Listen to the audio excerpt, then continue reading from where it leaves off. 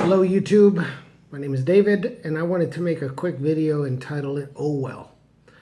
If there's two words that have gotten me through life, it's the words "Oh Well." And what I mean by that is I don't mean it to be fatalistic or pessimistic, but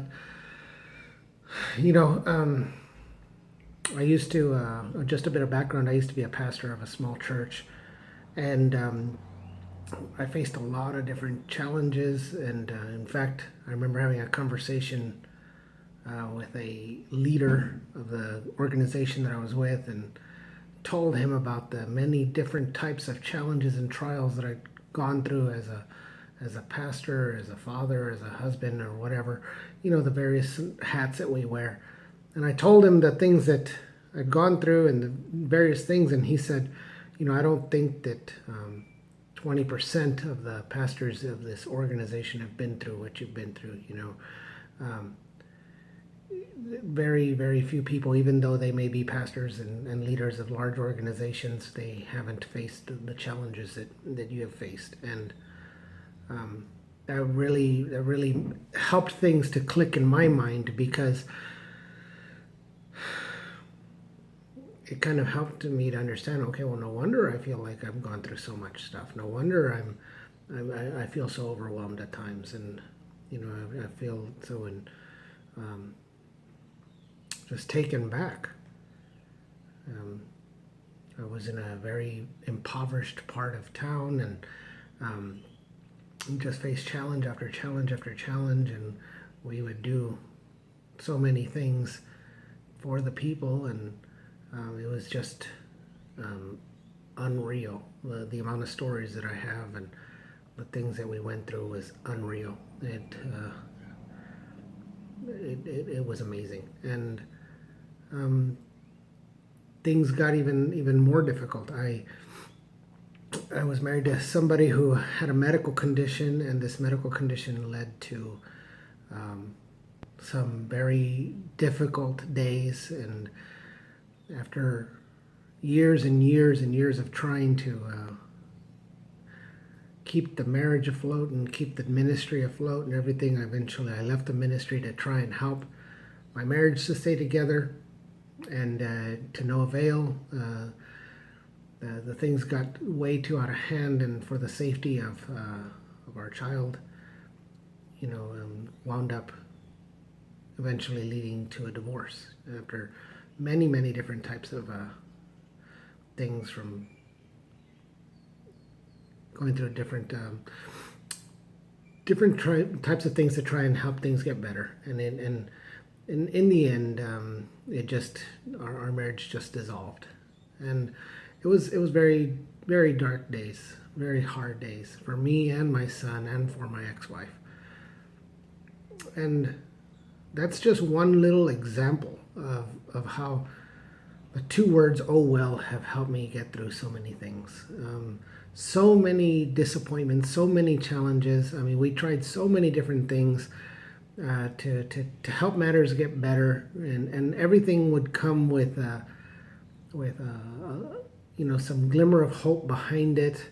And I'm not even referring to just my marriage. I'm referring to maybe, we tend to be, as human beings, we tend to be very program minded. If we just do this program, if you do these steps, everything will be just Jim dandy. And I think that sometimes we're looking for things to be so predictable and so neatly packaged, but life isn't so predictable, and life isn't so neatly packaged, and everything that we go through can be so diverse, and I think that sometimes we tend to want things to be so cut and dry, so that we can make cookie cutter things, so that we can have advice and counsel that it's one size fits all. The square hole, the square peg, the round hole, the round peg, and we're so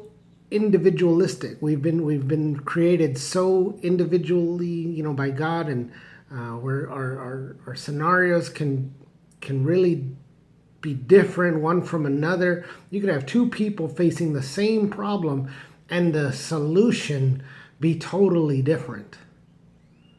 You could have two people facing the problem of alcohol, and the easy answer is, well, just stay away from it, you know. And but it may be that one guy has to completely abstain, and the other guy, his solution may be, you know what, that I just need to cut back and show some discipline. God can definitely take challenges out of our life altogether. I've seen that happen over and over and over and over and over again. But then there's other things that He lets us go through that are very difficult, very challenging, and then He's allowing us to go through these challenges so we learn how to fight.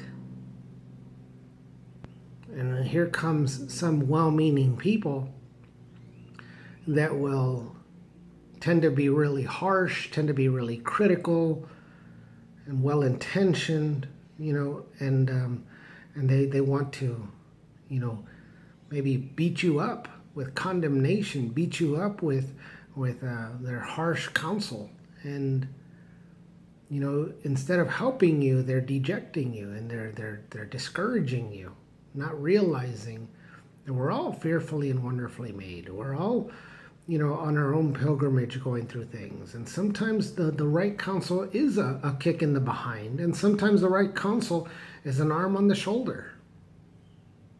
And so God has created so many different people to go and come alongside of you. And sometimes, you know, I've just noticed that a lot of times well-intentioned people tend to be some of the most critical, mean. They have good intentions, but they have no mercy. They have no kindness, no compassion. And so even to protect my own heart from those kind of situations, I have to say the words, oh well. Because it's not, even when you're after a certain response, or your expectations are to get a certain response from somebody, you have to protect your heart from getting too angry, from getting too explosive. You have to say, oh well, you know, obviously I can glean some of the words they said, but you know, maybe I have to go to another friend to get the patience or the counsel, and you know, that I needed to hear. I know I've been there. I know that before I went through some of the hardships, I was a very cookie cutter type of Christian. Everything had to be cookie cutter. Everything had to be the way I expected it to be. And we look at the Bible in such a cut and dry form. Just grab this verse, throw it in that person's face, and just fix it. And fix the problem. To heck with the heart of the person. Let's fix the problem. Who cares about the pain they're going through? Let's fix the problem. And that might be, again, good intentions, and it has its purpose and place. Sometimes when we're in the middle of battle, we don't have time to coddle. But at the same time, sometimes all we do is treat one another like we are in battle, because we don't want to spend the time to invest and to get to know one another. We don't want to spend the time to build a relationship. We want everything to be cookie cutter, cut and dry, real simple and blunt and to the point, so that we can move on because this person's requiring too much, or whatever the case may be. And we're not really practicing charity. We're not practicing love. And we wind up looking just like obnoxious jerks. And so we face hardships. We face challenges, and you know, that's one reason why God is always there for us. He never leaves us. He never forsakes us. He's closer than a brother. He loves to call us his friend, because he can make up for the deficiencies that we see all around us. And you know, if I didn't resort to saying, oh well, from time to time with the different things that I've faced, I think I'd be a very bitter, very angry person. And so for me, I'm not saying this is a right pattern or a fill the circle in the, you know, the circle peg or the circle hole. I'm not saying that, or else I'd be the same thing that I'm talking about. But personally, individually, it's protected my heart to not get angry and bitter, even though, the temptation is there sometimes, is to say, you know what?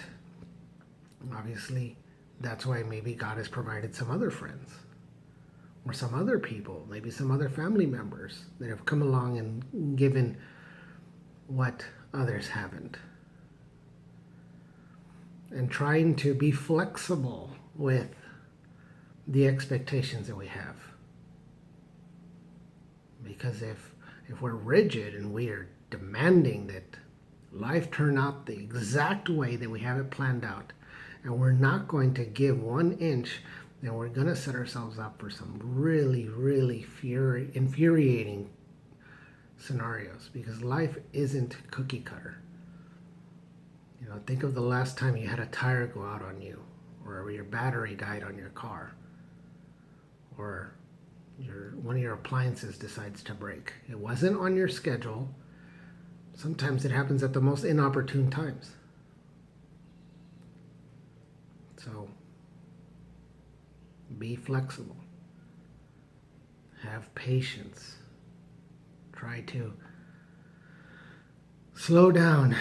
That's why I'm making this video. My life is always a blur. It's always really fast. And I just feel it feels good to talk about it, even if it's just to some strangers on YouTube that I won't hear back from. Or I may hear back from. Just keeping our head up and realizing that even though life is challenging and life does have situations that we can't foresee and sometimes we don't welcome, knowing that we're not alone. God is still with us, and He'll provide the friends that will go through the flames with you. And sometimes He's cleaning house. It's amazing that you can meet people at just the right time that will come and do for you what people that maybe you haven't known for years will do. But if we retreat and surrender and give up fighting the good fight, and if we just retreat to go to an inner sanctum of depression or whatever, it's not going to be good. And so give the people that disappoint you and the situations that disappoint you the same grace that you would hope they'd be giving you. And realize that God has given everybody different gifts. And some people are going to have the gift of charity and the gift of mercy and the gift of patience for you. But for those that don't have it towards you, you try to be the one that displays it for them. And when you've gotten your thoughts together and you've gotten your emotions together, and if God gives you an opportunity to share your heart candidly with those who have maybe hurt you or disappointed you, there's nothing wrong with talking to them about it in a way that you try to express yourself without trying to just be completely, off the wall, confrontational and angry and bitter, because that isn't going to help anything. I would just rather wait and pray and just ask God to help you at the right time in the right way to say things the way that should be said. And you know what? Don't expect people to agree with you. Don't expect them to see things eye to eye with you, because again, everybody is uniquely and individually made. So, they may be bringing something to the table, a perspective that you may need to hear and see. And that's okay. You may not agree with everything. God didn't ask us all to be in perfect agreement on everything. He asked us to be, even though we're different and fearfully and wonderfully made, He asked us all to be in unity, but in unity around Him. Not necessarily that we all be 100% in agreement on every little jot and tittle. with one another. In fact, the book of Romans talks explicitly about trying to stay away from things that are debatable, things that are, matters that are um, non-essential, debatable matters. That's another conversation for another day. But just know that coming from a guy who's been through a lot, and a lot of heartache, a lot of pain, and I know that there's been millions of more that have been through way more than I have. And just knowing that I want to try to protect my heart from bitterness and anger and rage, I have to say, you know what, God, I have to chalk this up and say, oh, well, I'm not getting things the way I want them to be, but what are you trying to teach me? What do you want me to do? Because if all I do is focus all my attention on the disappointing situation, I'm just going to get angry. Or if all I do is focus on the people that have not seen things the way I do, or maybe have misjudged me, misread me, whatever, I'm just going to get depressed, dejected, and all those things. But if I say, God, even though this isn't the way I would have planned it, you're still working.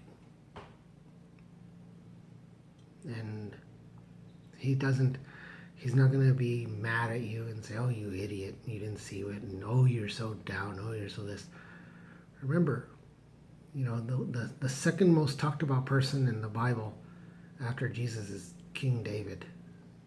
And David wept, and David struggled, David sinned, David did all these things. He even acted like he was insane, letting drool come down his beard and act like a fool in front of the Philistines. And God didn't hate him. He said he was a king after his own heart. And so God has more patience and more compassion and more love than we can ever comprehend. And God is working even though we don't understand it. So I hope you have a good, wonderful day. God bless. And don't forget, when things don't go well, say, oh, well, Lord, you know what you're doing.